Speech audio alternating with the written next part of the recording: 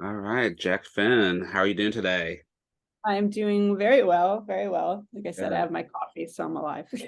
good, good. All right, Jack. So, can you begin by telling us more about the concept behind your latest track, "Take My Heart"? Yeah, the track or more the video, which Or angle? start with the track first. Okay, yeah. So, when I wrote the song, it was kind of something that I mean, I guess a lot of people don't go planning out a song per se, but I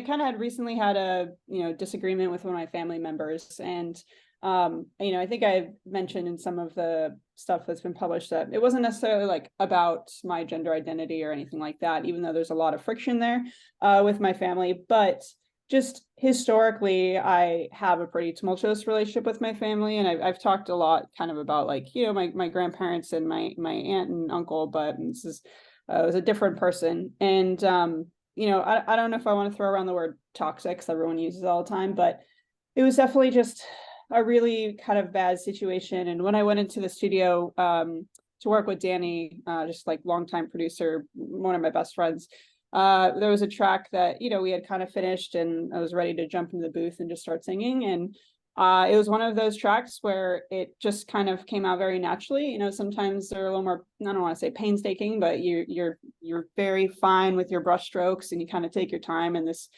just wasn't it. I had a lot to say, and I just didn't. I think after the fact, I was like, wow, okay, yeah, I had a lot to say. And I think that what I really like about the track is, when we think of like heartbreak and stuff like that, I think a lot of times people focus on like romantic relationships, and obviously like that's a huge one for heartbreak. But Mhm. I think especially for like the queer community, we experience a lot of heartbreak from our families and from society and sometimes friends even. And so I don't know, it was kind of I really appreciated after the fact that I was able to, I guess, put to words, something that I've just felt kind of off and on so much with my family. There's just a lot of pain there, even though, I know there's love on both sides. There's just the Mhm. differences of opinion and blah blah. So Yeah, that's kind of the the springboard for the track. yeah, for sure. And you released a song on Trans Day of Visibility. How meaningful was that for you? Yeah, so well, I also kind of had some I don't know if guilt is the word, but I was on TikTok, like, well, I was on TikTok. Who isn't on Mhm. TikTok?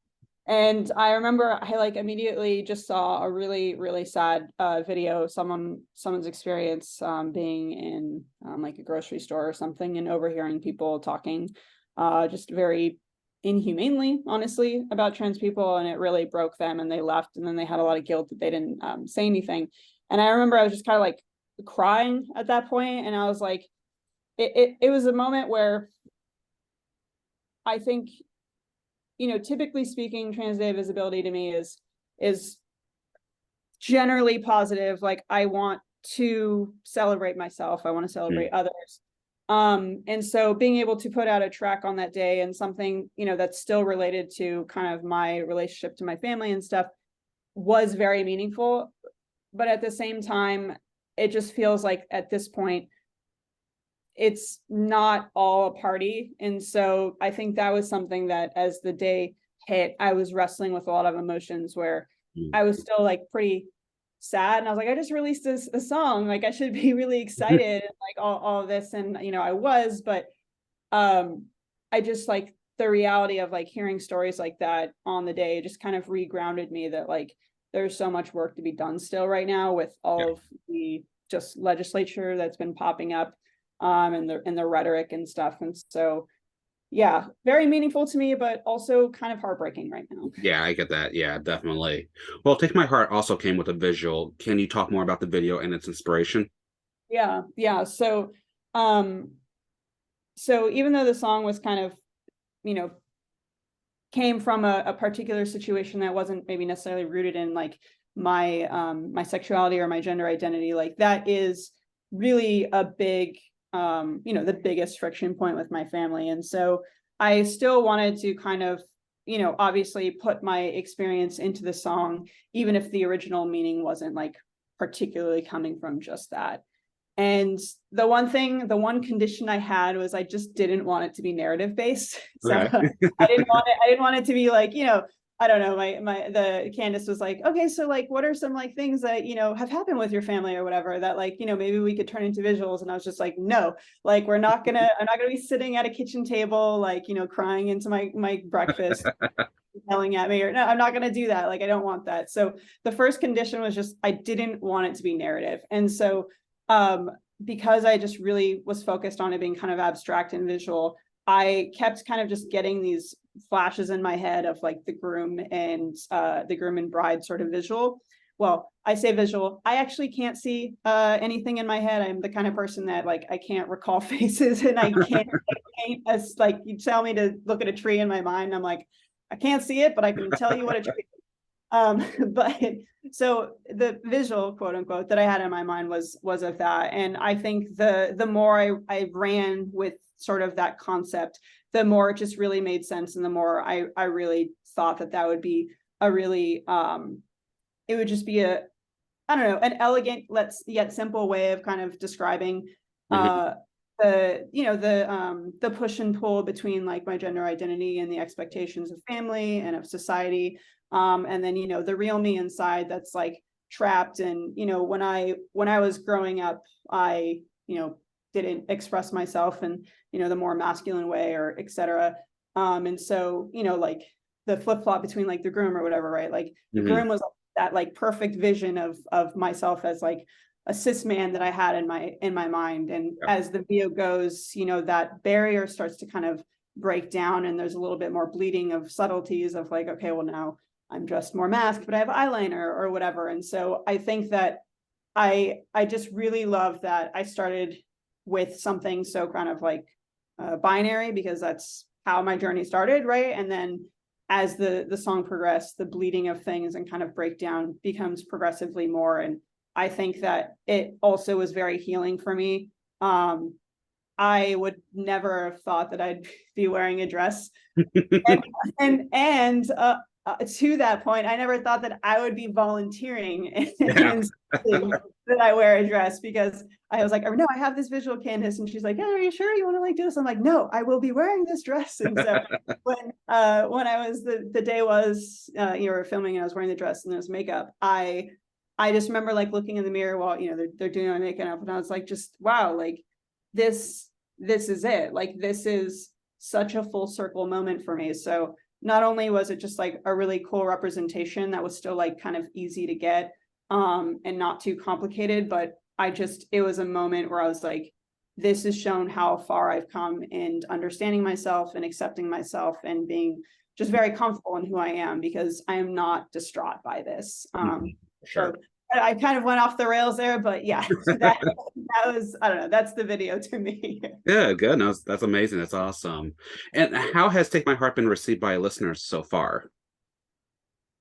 Yeah, so I mean, I think overall it's been positive. I know that it's something that I hear people say that they get like the lyrics or the chorus like stuck in their head. And so that's something that always makes me feel really happy. I'm like, cool, I'm okay, I did my job. Like but yeah, no, I think people really, I think people enjoy it for sure. Good, good. And this is the first single off your upcoming EP, Can't Look Back, which is slated to come out May 12th. Is there Yeah. an overall story the album is telling? So, the last EP I dropped was definitely, I don't know if story, well, I guess it was sort of a story. There was kind of a motif per se.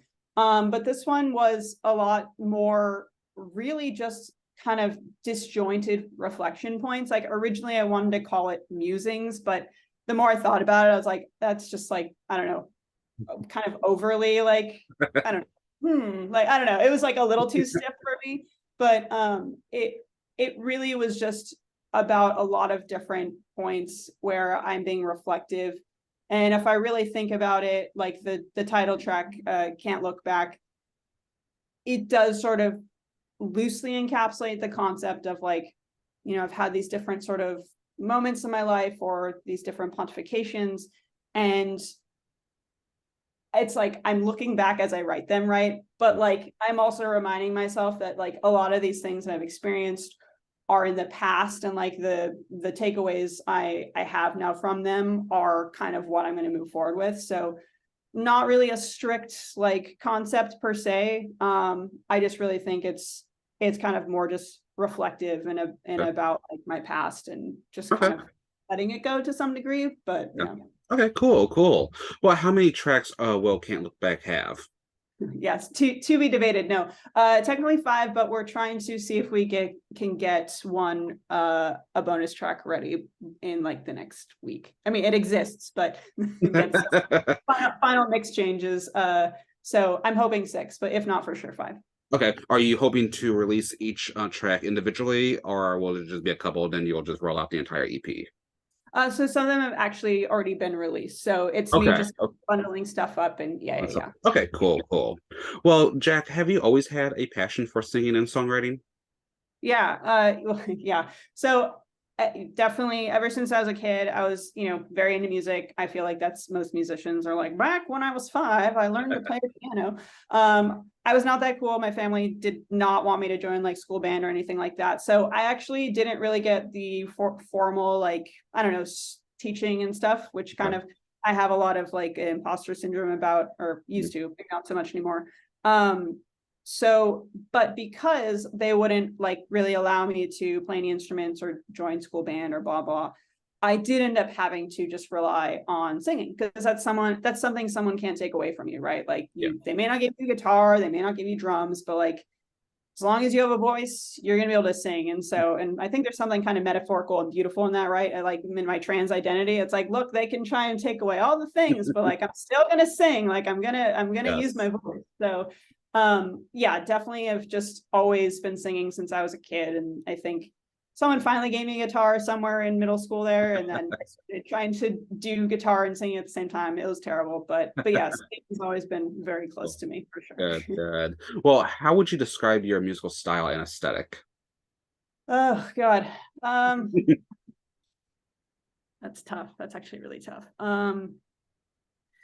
So musically speaking, I mean, again, this sounds so stereotypical. I think most like musicians are like, I listen to so many things and I'm inspired to so many things, and like my music has like this, and this, and you're like, that makes no sense. But so I I grew up like on I grew up in band. Well, I grew up listening to pop. I grew up listening to rock. Like those are Mhm. things that have always been a constant. That said, I was in bands a lot more than I've done like the solo stuff. So there's just a really special place in my heart for that. Mhm. Growing up where I did, like hip hop, R&B was also like pretty big, and so I got exposed to that through a lot of my peers, and so like that became something I really liked. And then I got older and I got into dance music. So there's like all of these things, right?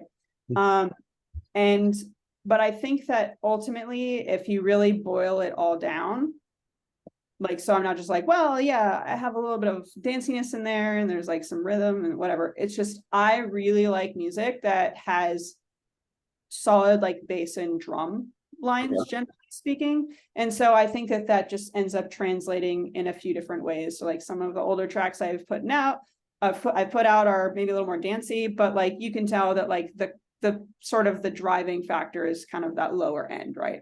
Yeah. And then some of the newer stuff, I don't know, it's like more emo, rap, pop, whatever. Like I don't know, want to be Post Malone. I don't know, but if you think about it, it's still like it still has that more rhythm sort of focused backbone. So I Okay. would ultimately say that music wise, I'll use different elements, but I do think like the rhythm is one of the most important parts for me, of like the bass, Okay. and or the bass line, not the bass, more bass. And aesthetic wise, God, I feel like I'm actually pretty boring for a queer person.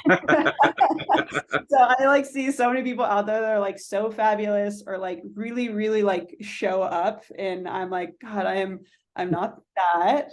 But I don't know. I think that I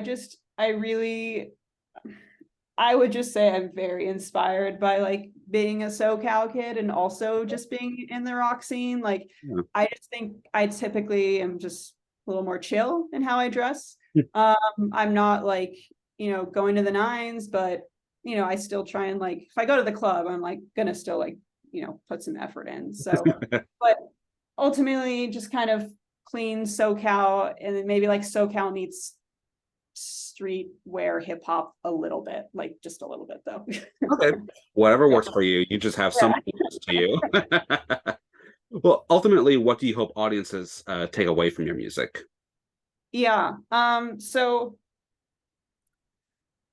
I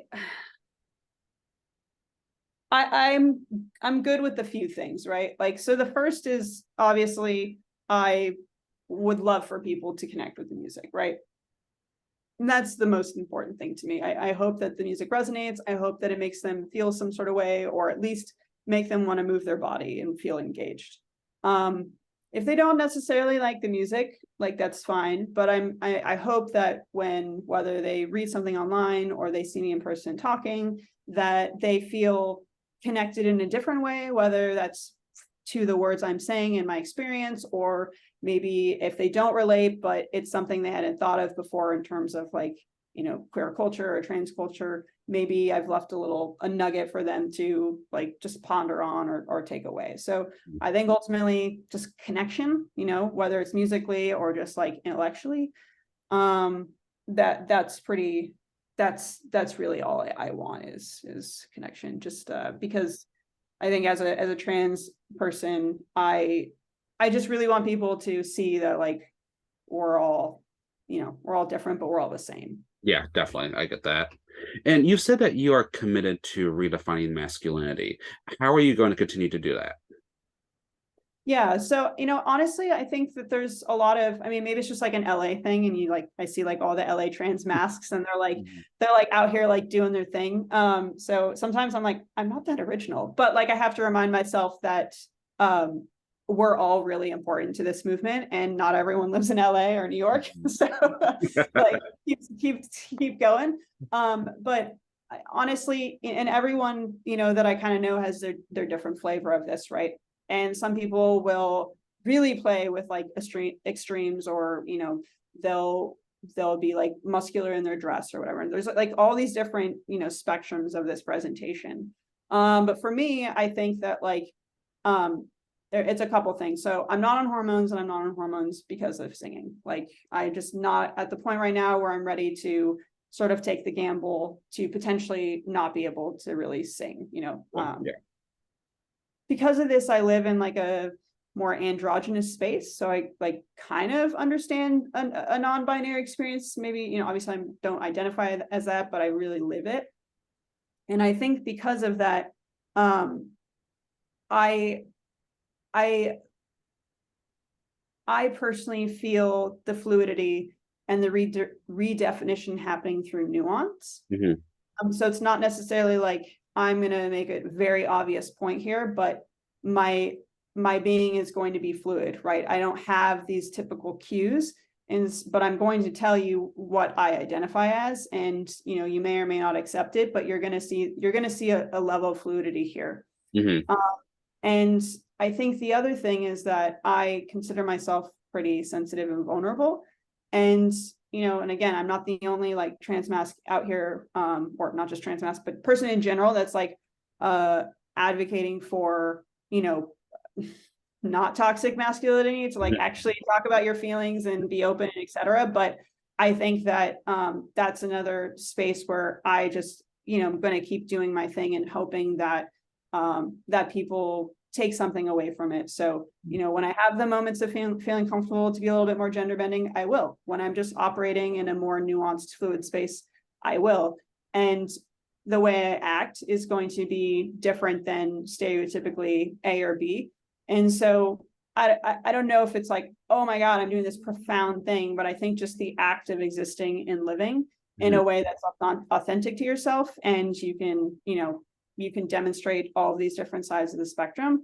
That's how I'm personally doing it. And I think that there are a lot of people out there doing it as well. So Yeah. I just want to make it clear, by no means am I like, I am the pioneer or anything like that. Like, we all are out here doing things in really, you know, beautiful ways, whether it's very obvious or subtle.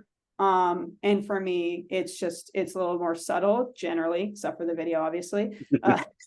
And it's more in my actions necessarily than my presentation. Okay, awesome, fantastic. Well, Jakk, what are some future goals you hope to accomplish with your music career? Yeah. God, okay. Well, I will just say that I have, like, in the short term, I have just really missed, you know, granted, we've been sort of out of the quote unquote like dire COVID times for a while. Life has been moving on. We've been doing shows, etc. But I came out of the gate swinging before COVID happened, like with my first single drop, and then like everything shut down, and I just like didn't get to do any shows forever. And so I've been to play shows again, and honestly, like, those are so fun to me. They bring me so much joy. And so the immediate sort of focus is definitely just like more shows. Okay. So that is, you know, it's a very modest goal, but I just want to play shows. Like, that's, again, you can probably have picked up, I'm big on connection, and that is such a place where you can build that connection with people. For sure, definitely. And but like long term, I mean, I obviously, well, I guess maybe not obviously, but I would love to go on like a proper tour. So I guess it's still very show centric.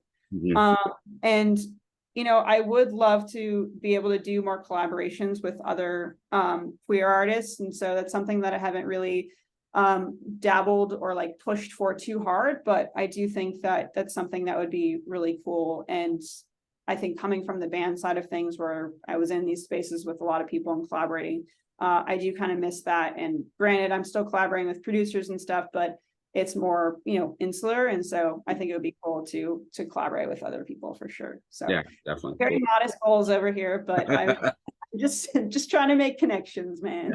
Yes, definitely. Well, Jakk, how can one stay up to date with you? Yeah, so all of the socials, blah blah. Yeah, generally Instagram and TikTok are where I live. Maybe Instagram a little bit more, even though I should be on TikTok more. But yeah, those are the best places. Perfect. Then before we wrap up, are there any other upcoming projects or anything else you'd like to mention or plug at this time? No, I'm just super excited to share the EP and the title track. Honestly, Can't Look Back as like probably one of my favorite songs I've ever written. So I'm just super excited to share it. Awesome. Fantastic.